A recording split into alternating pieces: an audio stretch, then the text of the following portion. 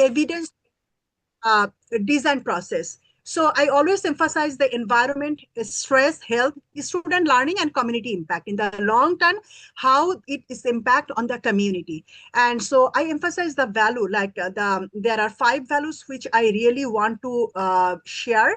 One is the just. I want to ensure a stress-free, trauma-informed, trauma-responsive environment, both in education environment, like in the classroom, and also in the community level. And I always emphasize the lived experiences of people and the students and the children, participants as well. So I believe on the co-creation, co-design, co-build. That means the collaboration with the community governance and the students is really important in my design research and teaching methodologies. I value the sustainability, net zero, zero carbon materials, and the life cycle analysis, which is really important. And I also teach these life cycle analysis strategies both in classroom, and I always apply this with the communities. And regarding the innovation, I do value the neuro aesthetic programming, sensory in design, and use the brain simulation so that we can ensure a trauma stress-free environment and which can heal your stress level in the brain as well. So these are my values. And regarding my design strategies and the philosophies, which I do value, as I mentioned, that I started my architecture in 2006, and I got the license in 2009. So since the 2009 to 2025, I work as an architect, licensed architect, and I design different types of projects like commercial, residential, education, different types of projects I have actually designed and the build. So 2022, I actually started my PhD, and this is, as I mentioned, this is my last stage of my PhD. So in the near future, I want to work in the trauma-informed teaching and the research in the near future. So for the design philosophies, which I do really value the 3C, which I call the co-creation, co-build, and the co-evaluate, which I actually emphasize in my design philosophy. So I emphasize the dream, design, and build. This is my main title, which I always try to ensure in my design build project. Like users and the clients, they actually dream their projects, and the designer support the users and the designer. And for the build, user, designers, builders, and the clients, they actually work together. So across my design philosophy, I emphasize the 3 things. One is to plan and design healthy indoor and outdoor environment, to ensure the community participation, and to examine how psychological and environmental factors influence health. And I emphasize the people, place, and the time. For the time, I would like to emphasize that challenges and opportunities. Like if I design a project today, maybe after, I always emphasize that after 50 years, what will happen with these projects? That's why time is very important in my design philosophy. So today I would like to share 2 projects. So one is design build project, that is the zero carbon trauma informed healthy sanitation facilities for the refugee women, and another is trauma informed housing for the refugee children, and my future agenda. So I want to start the healthy sanitation projects with the Bihari refugees women in Bangladesh. It's a pilot project. Do you know that how many refugees currently in the world right now? It's really shocking number that in the world, the refugees, day by day, the number of the refugees are growing. So in the world, currently 117.3 million forcibly displaced people and 36.4 million refugee in the world. So among these refugees, 71% refugees across the globe, they need the hosted in the developing nations.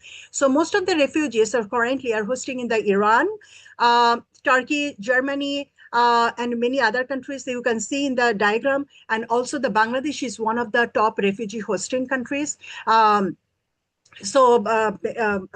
of the cases, the refugees in the different countries are living in the refugees camps, like the Iran, Turkey, Ethiopia, and the Bangladesh is a very cramped living environment. So they face the different types of problems like housing problems, sanitation, safety, security, and the livelihood vulnerabilities. And whether the refugees live in the refugees camp in Iran or Bangladesh, but their vulnerabilities goes basically impact on the women and the children most, because in the refugees camp, most of the refugees camp, the percentage of the women and the children are higher than the men. So the physical environment actually trigger the trauma responses or can create the stress in their daily life, so potentially leading to re-traumatization and thus impacting the children's well-being. And it's very alarming that in the world, over a billion women and the girls worldwide lack safe, adequate sanitation. 2.2 billion people lack safely managed drinking water, and 3.4 billion people were without safety. And 1.7 billion lacked basic hygiene services. So, as a designer or teacher and the researcher, I was thinking that how can I contribute my knowledge, my skills, and my contribution to these communities? And most of the case, the design and research intent was that most of the case, while the ordinary design, sometimes they think about approaches like the ordinary design practices always think about the form, function, and speed of delivery, right? When we get a projects from a client, then we do the agreement, and we are very concerned about the schedule, that when we have to submit this project and we will earn the money. But this ordinary design practices is not really applicable for the community driven development projects. So my work goes further, grounded in research and trauma-informed principle and participation with the women and the children to ensure the dignity, hygiene, safety, and the privacy. I emphasize I value the form, function, and speed of delivery, but I did not ignore the community participation in this project. So I considered a project which is So I consider a project, it is the Bihari Refugees project, which is located in Bangladesh. So Bangladesh is the context and the participants are Bihari refugees. So this Bihari community actually lived in Bangladesh since 1947 after the liberation war of India and the British, and they fought against with the British. So since 1947, these refugees, these Bihari refugees came in Bangladesh because Bangladesh is a Muslim country and the Biharis are the Muslims. So kind of religious aspect, they live in the Bangladesh. And until today, it is counted that 54,000 refugees are living, Urdu-speaking Bihari refugees live in Bangladesh. And they are spread out in 116 refugees camp nationwide. They are stateless, and they denied the repatriation or full citizenship in the Pakistan, so they don't have the citizenship in Pakistan, and also they don't have the citizenship in the Bangladesh as well. So their living conditions is really vulnerable. So 10 people typically live in a single room, and 90 families share one toilet, and no more than 5% of the population have secure employment facilities. So these are the basic demography of the Bihari refugees in Bangladesh. So I choose a site, then you can see that this size is really very cramped. So finding a location where I can design and build a healthy sanitation facilities for the Bihari women is really tough for me. So I found that in this site, 10,000 Bihari refugees people live, over 50% under 25 age, and their employment rate, their literacy rate is really low, and most of the refugees, Bihari refugees, they work in the informal labor, street vending, rickshaw pulling, and those type of work they actually involve. And women's role, basically high level of domestic caregiving and low formal employment. So my main target is to find a location where I can design and build a healthy sanitation facilities to maintain the healthy hygiene of the menstrual hygiene of the women and the girls of the Bihari refugees.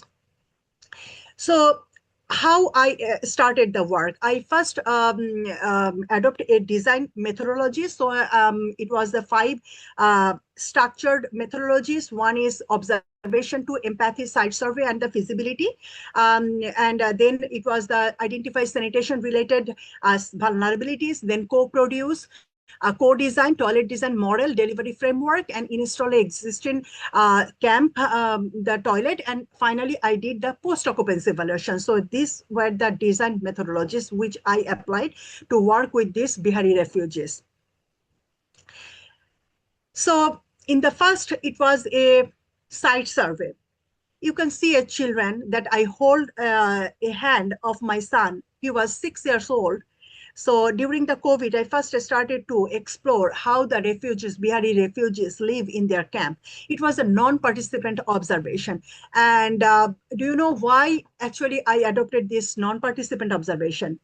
So the non-participant observation is only to reducing the biasness with the people. So if the people knew that I'm an architect or I'm a researcher, then sometimes we can create a more bias with these people, and they cannot share their own things. And sometimes I can hear more things which I really didn't want. So that's why non-participant observation was really important for designing a community-based, community-driven projects.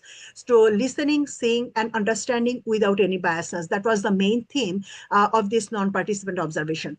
So after this non-participant observation, then I work with the communities. Then I learn from the communities. That was, I work with and I talk with the community people, women, religious leaders, even the girls related with their sanitation related vulnerabilities, what type of vulnerabilities they are faced, when they face most of the vulnerabilities, and what I can ensure, I can do to ensure a healthy sanitation practices to support their menstrual hygiene and the relaxation space. So after the participant observation, I have found that most of the refugees live a very cramped living. So they live in a one room, and this room is really like useful for the living conditions, for eating, for cooking, even sometimes the toilets. And so most of the case, the living, the house condition is like this because in the refugees camp is very cramped. So having more than one room is really tough for these refugees. So after this, I have found a space for the toilet, and this is the condition of the toilet. So this toilet was very unhealthy in a sense, not very good design, not very good in design, and it is not very useful, very broken environment, which I have found. Then I realized that this is the place where we can ensure a trauma-informed healthy sanitation and the relaxation space for the women and the girls to ensure their menstrual hygiene. And I also conducted this SWOT analysis. So the main alarming the part of the SWOT analysis is that I have noticed that they really don't trust the architects. And do you know why? Because sometimes the architect or the researcher go to the site, they collect the data, they conduct the research, they publish. That is the things.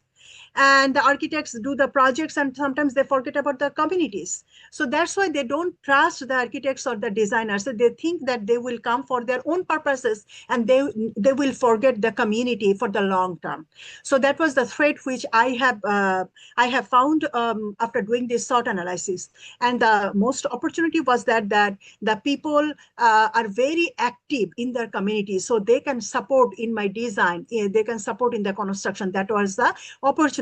And the weakness was very limited space and very limited fund, because they don't have money to build any toilet. So it will be a gift from me, from other donors. So this is their weakness. And the strength, community participation was the very good strength, which I have found in this SWOT analysis. So after the SWOT analysis, then I started to work with the community leaders, religious leaders, political people, to learn how and what types of vulnerabilities the refugees, Bihari refugees, women and the girls, they face in their daily life. And I started to design a women-friendly sanitation facilities where the cultural and the religious norms will be sustained without harming, without denying their cultural values. So that's why these methods is called the co-design and co-produced toilet design model delivery framework. So main design consideration which I have learned from these community leaders, it will be the bottom-up approach. And I value the culture of these women and the girls, their cultural norms around modesty. And the local resources, I have learned that these artisans are very good in the local indigenous materials like the bamboo, clay, jute rope, because they have the skill. So I have learned that if I can use these skills, that I can then I will be able to contribute to the communities, and they will belong, they will have the belongingness, and the local artisans also can contribute in this construction process. And the functions like the gender sensitive toilet and the relaxation rooms, which I have found that I have to ensure there. And finally, I come up with this information that the project is 60 square feet a toilet and this relaxation space, and it is one story. It was construction period was 2022, which means it is already built project, and the duration was only 15 days due to the cost effectiveness, and the status is completed. And the user group is these toilet facilities for a family, and in the family, father and his daughter and three granddaughters. So these are the main design user group, and the design philosophy was people driven design for responding to stress and the trauma. So day one, as I mentioned, it is a 15 days project. So day one, I started to work with the user group. So these women and the girls, actually the user of this toilet, and these are the local community women leader who supported to know the vulnerabilities, what time actually they face the vulnerabilities. And these women actually use the toilet of other people. Like this family's toilet, they use frequently because they don't have the sufficient toilet, and their toilet is very broken and it is not healthy enough. So that's why these guidelines from these women was really helpful for me to construct a healthy sanitation facilities and relaxation room for these women. So in the next about 2 and 3 days, I started to work with the community construction labor to casting the floor of the toilet and the relaxation rooms. Day three, I have imported the bamboo. Bamboo is the indigenous materials in Bangladesh. So, and the nipa palm, so which helped the roof construction as well. So I learned a lot of things from these local artisans. So before working with this community group, I really had the lack of knowledge, that the practical knowledge, that how to work hands-on projects with this type of very hard work with the bamboo and these local materials. I'm really thankful to these local artisans who actually helped me to understand the process. So day 4 and 5, I have constructed these projects like the toilet and the relaxation space, and I followed the octagon, zero carbon octagon bamboo design principles, and by the innovation design method by the Yasmin Lari, architect Yasmin Lari. She is the first women Pakistani women architect. Actually, I followed the design octagon principles from her design methods. So day 6 and 7, this design actually, this local construction labor actually helped, and these are the user groups and me actually helping to construct this toilet. And this is the toilet outlook and the relaxation space outlook.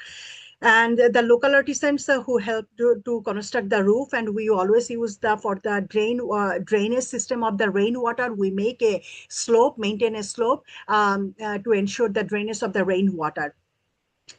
And this is the final outlook of the toilet. And this is the family, father and his daughter and the granddaughters. And this is their existing house. And I have found only 100 square feet empty space. And these are the 60 square feet where I actually built the toilet. And day 11, after constructing the toilet exterior, then in the interior, it needs the plastering system. So for the plaster, we use the clay, and this user group, they've broken the clays because we don't hire any other construction labor. We want to use the manpower and the community participation. And I also help them to do their construction phase as well. So the red oxide, the lime, and the brick, crushed brick, and some sort of a cements to use to the plaster as well. So this is the interior outlook of the toilets. And I also maintain the indoor environmental quality, like the air circulation, natural air ventilation as well. This is the final outlook of the toilet and the relaxation space, the door details and the window details. These are the window details and the perforated window for the natural ventilation and the roof system as well. And as I mentioned that I used the jute rope, and I didn't use any synthetic because it is called the trauma-informed zero carbon materials to ensure the community participation and the cost effective environment. So I use this, and this is the rainwater drainage system to ensure the so that the rainwater can drop in their own property, not in other properties. So this is the final stage of the top view and the look, which I have found in the final stage. And I also ensured the life cycle analysis of the projects too. And all these project, I want to mention that this project, I didn't use any software like AutoCAD or anything. So it is 100% like handmade or hands-on projects.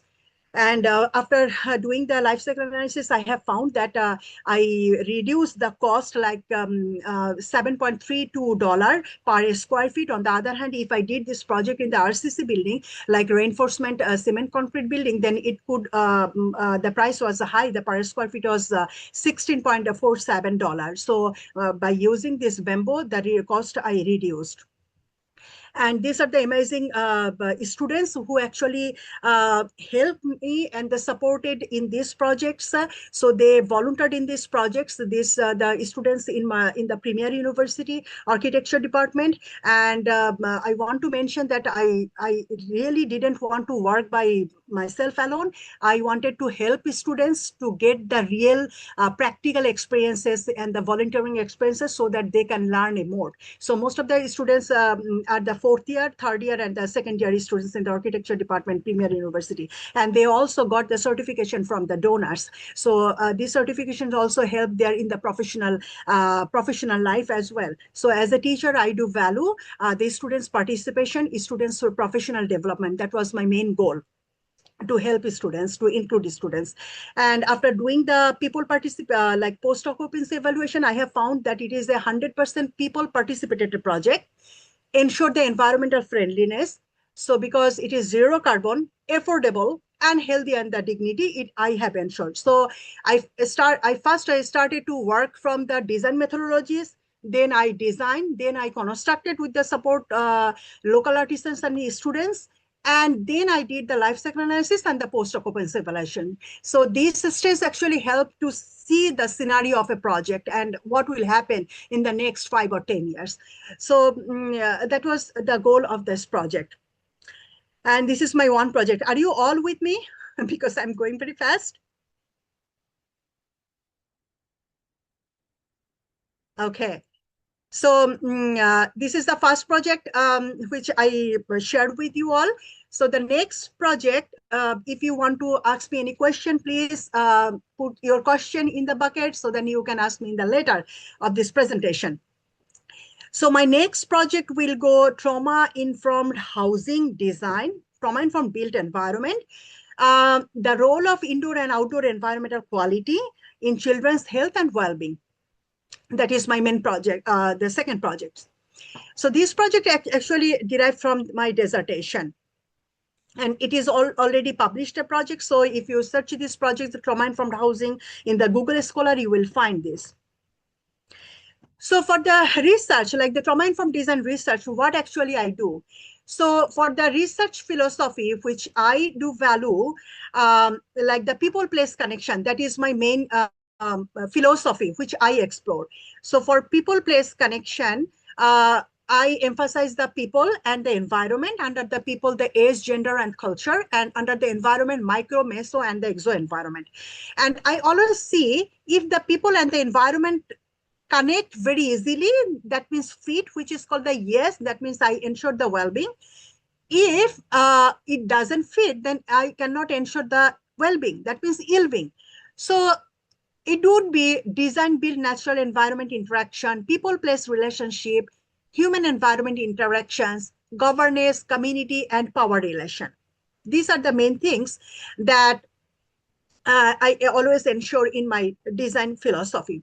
And I started research from 2020. So 2020 to 2025, I work on the resilience, housing, and the health. And I always emphasize refugee housing, camp, education. I work with the children and women. I work in the US, Bangladesh, Myanmar, India, and the Nepal. And all of my research is 100% human-centered, And I always contribute to the policy, knowledge, and the design. And how actually I do this? I always explore the indoor environmental quality, outdoor environmental quality, spatial configuration, behavioral indicators, and the well-being. And why I do this? Because I want to ensure trauma-informed practice, like the safety, dignity, and the choice. And how I do this, I always emphasize the participatory evidence, like I use the photo voice, design workshop, Minecraft modeling, interview focus group discussion, post-occupancy evaluation, and life cycle analysis. These are the core data collection method that I always use. And after the data collection, all of my data actually go through the participants. That means I always ensure the trustworthiness, creditability. So I always say that I really don't design, I really don't research. Actually, people research for me. And since I'm an educated, so I contribute my knowledge to help people, to give them a guidelines. But the main ideas actually they come from them, because I always value the community participation in student participation in the classroom, and community participation in the research, and also the user participation and the client participation in the design. And outcome, yes, all of my research has four types of outcomes, like the design guidelines, stress patterns, stakeholders mappings. This type of work actually I do. So one of the thing is that in the earlier, we have found that refugees, how many refugees in the world? 36.4 million refugees in the world. And among the refugees, over 100 million people are displaced globally. And 2.3 million children were born as refugees, and 25% refugee youth. And 40% of them are refugee children, which means 49 million refugee children are expected to attend 2024. 43.3 million are under 18, and they face the depression, anxiety, educational difficulties, emotional difficulties. And these refugees face the trauma, domestic violence, rape, and the trafficking, hunger. And these refugees actually face three different stages of vulnerability and the traumatic life. One is pre-migration, another is during migration, another is post-migration. So this type of vulnerability is really different. So if anyone wants to work on the trauma-informed design or trauma-informed principles with the refugees, they must have to look back to their pre-migration and the during migration vulnerabilities, because without knowing themselves very well, they cannot ensure the trauma-informed practices in the resettlement conditions. So that's why I do value the pre-migration, during migration vulnerabilities, and the traumatic life as well. So this project actually emphasizes the post-migration vulnerabilities, but it is aligned, it is related with the pre-migration vulnerabilities as well. So refugee children, as I mentioned, that in the refugees camp, they face housing, sanitation, livelihood, safety vulnerabilities, very alarming. In the resettlement, they also face vulnerabilities. Their vulnerabilities is 30% increase in depression. 80% of refugee report experiences at least one traumatic event before migration. That means pre-migration. So in the post-migration, they also recall their pre-migration vulnerabilities. And 22.7 refugee children in the Western countries suffer from PTSD, and their PTSD level is 10% higher than the host communities, which is really alarming. Like one refugees in the US or Canada, so their refugees, their PTSD level is 10% higher than the children of the US or the Canada or any host community. So this is really alarming for us. And refugee children face the four types of stressful life, like the traumatic stress, acculturative stress, isolation, and the resettlement stress.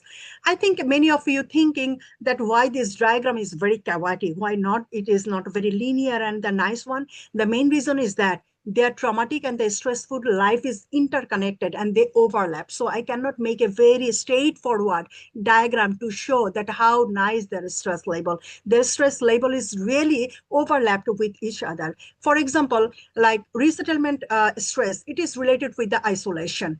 Because when the refugees live in a neighborhood and the neighborhood is not ready to receive the refugees or the migrant people, so that times the refugee children feels, oh, I'm so isolated. I'm not a part of their communities. In the other hand, they face the environmental toxic environment in the neighborhood, and they need the social support. So these are interconnected stress, and these are the four core stresses of the refugees' life in the resettlement as well. So US is a refugee hosting country. We know that the first World War, right? So in the US, currently, the Myanmar refugees, according to the 2010 to 2020 fiscal year, that they are hosting Myanmar refugees is more, and the women and the children combinedly higher in demographic rate rather than the men. And the US refugee resettlement policies is a highly linear, top-down approach. They follow a very structured diagram and the method. So most of the refugees came in US in the airport. So resettlement agencies, they receive the refugees, they put them in different neighborhood. As a result, sometimes we think that this neighborhood is not maybe sometimes ready to receive the refugees. On the other hand, the refugees are not ready to go in this, live in this neighborhood. So there are the problems from the both way, and they face the vulnerabilities. As a result, I have found that resettlement stress, housing stress, and adequate housing stress really impact not only the children. It's really impactful, or play the impact on the family and the children. So the children actually face the relationship, cognitive, behavioral problems, brain development problems. Sometimes they feel very isolated from their community. So top-down approach, lack of holistic approach, adult-centric U.S. refugees resettlement policies really not very play a positive impact on the children, and the U.S. resettlement policies really don't have the long-term impact plan for the refugee children. Currently, the policy says like this. So I have found that Bronfenbrenner human ecological system theory is really helpful to ensure the trauma-informed design for these refugee children, so that I can found the different level of housing, like the micro, meso housing label, how can ensure the traumatic, the life of the refugees in their resettlement conditions. So trauma-informed design is a very new concept. Basically, it has been started to work in the real field, like after the Vietnam War, because when people think that trauma-informed design has both the physical and the mental impact. Earlier, Vietnam War, people always think that trauma only has the physical impact, like the physical response. But from the Vietnam War, we are using this trauma-informed design principles, and from 2000, actually, it has been using the different design industry research, and SAMHSA is the pioneer of the trauma-informed design principles. So these are the different types of principles are being using the different industry, like the SAMHSA, POHA, trauma-informed design society, and these are the facilities they are being using. So I have found the safety indicators is the most prime indicators: biophilic design, stress management, environmental stimuli. They are the most impactful principles. So my question was that how can I ensure this trauma-informed, how can I apply this trauma-informed design principle in the refugees resettlement housing conditions, where I can explore that how the housing and neighborhood environments can ensure that trauma-informed well-being for the refugee children before and after resettlement. So, and how do refugee children perceive trauma-informed design? These are the two research questions, broad research questions that I explored. So I work with the Zomi refugees people. They are the Myanmar refugees. They migrated, they actually resettled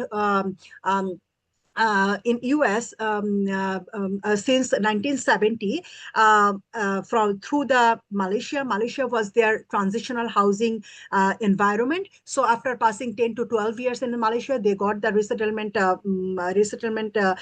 support from US, and they came in US. So this Zomi people is my main participant. So I included Zomi children and the mothers.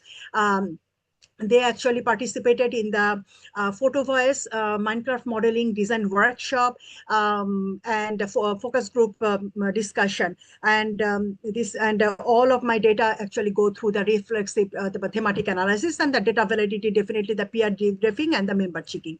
So these are the scenario of the pre-migration pre-design workshop, during design workshop, and the post-design workshop. So I conducted a training with these refugee children. Then they participated in the design workshops to show their trauma-informed housing, how they perceive. And after that, there was a post-discussion workshop, so where they share their thoughts. It was their one-to-one conversation. So these are the drawings that children drew for to show their trauma-informed vulnerabilities in the Malaysia, like the pre-migration Malaysia, their housing problems which they are faced. They lived in the condominium housing where there are lack of housing facilities, privacy, menstrual hygiene in the home scale, neighborhood scale. They really didn't get in the play environment, lack of contribution, connection with the Malaysian communities. So these type of vulnerabilities they face in the neighborhood and the housing environment. So after knowing their pre-migration vulnerabilities, then I asked what vulnerabilities you are facing in the US neighborhood and the housing. So mothers came up with some photos because they participated in the photo voice, and I use the emojis because these mothers cannot speak in English, so I cannot like stopped their participation in the study. I wanted to help them to share their emotions with the society. That's why I use the emojis, so that they can put the emojis in their photos to share where they are crying, where they are feeling the love and their aspiration. So I have found their in their indoor environment is really high carbon dioxide level, and their lack of facilities, leakage of roof, water drainage, broken cabinets, very poor qualities, neighborhood facilities, open the electric wire. Even they found the gunman in their neighborhood, so they are very scared. They didn't send their children to outside. So these are the facilities that the women mothers refugees mother shared with me. And I have found there, especially inadequacy, indoor environmental quality, housing quality maintenance were really high, problematic in their home level, and the neighborhood level, the place, safety, mobility, walkability were really high, problematic. So mother actually ranked this. As I mentioned that this research is 100% hands-on type projects. So there is no quantitative measure you will find, and there is no method like the software I have used in this research to not to make any disconnection with the people, so that the people can think that a participant can think this is our study. So after knowing the current vulnerabilities, then I asked children that then what is your dream? Like, how do you think that trauma-informed housing in the US? So they drew different types of drawing to me and to show that what actually they need and their desire. So they designed a neighborhood. It is a circular pattern, like the neighborhood layout will be the circular in pattern to make sure that everyone get the equity in the circulation. And the facilities like the Walmart will be very close to them, because when they first came here, they don't have the car, so they face severe problems if the neighborhood is isolated. So the neighborhood location is really important. So, and the playground, play space, and another very important things. So the children come up with this theme like the special adequacy, delight, home identity, housing quality, private retreat, plain recreation, biophilia, cultural belongingness, proximity to the facility is really important in US housing conditions to ensure the dream trauma-informed housing. So this is the main model that the children drew and make things for us to ensure like this is a very schematic and kind of their thoughts that I just come up with this type of diagram to help themselves to understand what types of, how do they think about the trauma-informed housing. So after this model, then after 1 year, like this data I have collected February 2024. So 25, then I wanted to think that I will apply new method so that to see how these children, since they're growing up, how these children still think about their trauma-informed housing in the US. So I applied a Minecraft model because Minecraft is the game-based model, and it's a very handy game-based tool so that children can play and they can build their housing and the trauma-informed housing neighborhood label. So after 1 year, 2025, I again recruited these participants, these children and mothers to support in their study to see whether their thinking label 1 year back is still in the line or not. So very interestingly, and I do value the longitudinal study rather than the cross-sectional, because longitudinal study help us to see what happened over the time. So these children, again, participated in the Minecraft modeling. They show different types of trauma-informed housing model. So the home scale, they showed the housing as a place for control, comfort, and the dignity. They need the privacy in their home, like they need the private room, very spacious room. They need the personal bathroom, toilet facilities. They need a library in the room. That means adequate facilities. So these are the design elements like the privacy, special adequacy, color, materials, furnishing, and the cleanliness. I have also found that they need a very stable housing so that housing can make their identity. Oh, this is my house. So these are the design elements. Also, they need very lighting facilities in their housing. This is their imagination. They are not architect, they are not designer, but their imagination is like this. They need the natural light and the roof light and very window light to make them happy in their indoor. They need the garden, and they need the fencing to make sure their backyard is not open to the main street. So that is their desire. And they need their facilities will be very close. That means the housing to the Walmart will be very close to their housing. So that is their actually needs. After 1 year, I have got this information from these children as well. So I have made this adjacency matrix with the help of these children, and I found that they need a entry threshold, fencing, community services, living room, and these are the design guidelines for the designers. So this is 42, 42 actually. So what is next?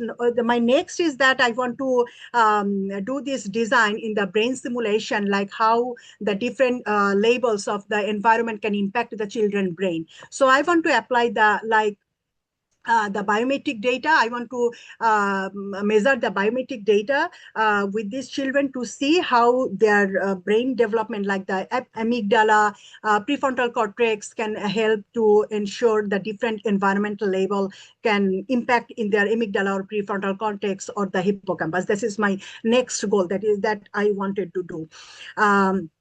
So there is no clinical evidence until now. I just interpret with the knowledge, with the theories that the stable house help the hippocampus and amygdala not to fear. So as I mentioned, there is no clinical evidence. It is my theoretical synthesizing. That is what I'm doing. But the next time I will measure their brain response to this. So I have found these trauma-informed housing design principles in their, according to their visualization in the Minecraft.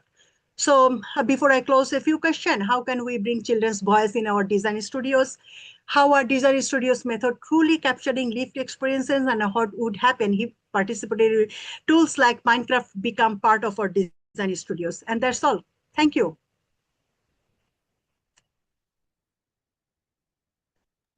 Very nice. There was a lot in all of that. Very good. Yeah, so a lot of claps, which is great. Anybody have any questions they want to ask Selma? Salma. Yes.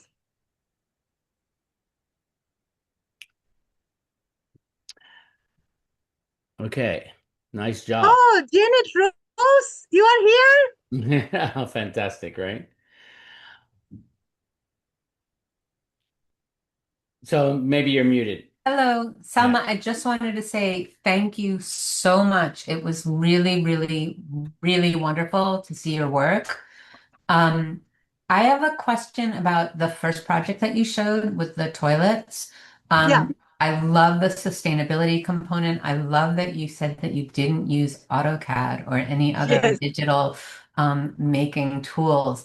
And Yeah. I would love if you would consider like sharing your hand analog drawings or any models that you made, because that would be such a great part of your presentation. And also our students, are so reticent to like do anything analog, and they're so reliant on the digital. And I don't even like, until you said it, I don't even think about like the sustainable component of working electronically as opposed to working in an analog way. So I would love to see your drawings. Thank you so much. Thank you.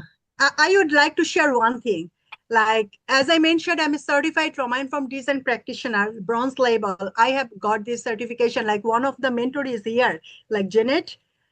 Janet is mentor of this certification or the credential program. So I want to give a big thank. So Thank you. I like to say, Selma, that I teach a diversity class, or it's part of our space planning class, and we do a project that does this similar type of thing that you're doing, but not on that level. But it'd be nice to have you come in, Yeah, maybe via Zoom, talk about what you're doing, just to get the students excited about doing something like in that manner. And what we generally try to do is create a design project or some sort of application that they can help, that the indigenous population or the population yeah, that's, can help themselves. Like they don't have to go outside to get yeah. help to be able to create the things that they're doing to help the environment for them. Yes, thank you for the opportunities. Yes, I shared this like the bamboo housing Yeah. toilet facilities is this project I shared in the AIA conference in Austin. And Hmm. also I shared this project in Austin. There is a architectural office, Michael Shu office. So I'm very thankful to you. Yes, I will present a study or as mentioned that I have some models. Like the next episode will be the how students can make this analog types model to help with the participants to help them to feel that this is our project, right? Hmm. If I use so many softwares like the Revit or SketchUp or Lumion rendering, it will sometimes lose the connection. Like it Hmm. is very makey. So that's why I mentioned that I didn't want to use anything, any software, any like CNC cutting model. I didn't want to do that. Nice. Anybody else have any questions either on her first presentation or the second? So Yeah. Selma, what was the children's response to working with the digital technology uh, in the Ah, Minecraft part? yeah. Um, 9 children attended. They enjoyed a lot. Among the 9, 4 are pro in Minecraft modeling, but 5 were not. So my training with those children, like pre-design workshop, as I mentioned. So I had a 30 minutes training to those children, how to operate the keyboard, because in the Minecraft, there are some symbols. So if you play the Minecraft, then you will think that how creativity is, but sometimes you have to memorizing the keyboard, like the WB, it has the different numbers.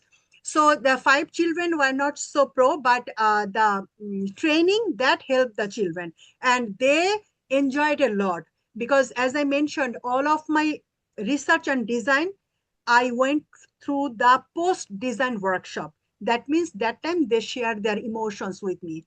And my next goal, like the 2026, it is running that to measure their brain, like mm, the amygdala, hippocampus. That is my next goal. And I will include these children again to show the different labels, different time period, how impact in their thinking label. I think as a researcher or in the classroom, we also need this longitudinal types of study to see how the development phase is really impactful in the design decision.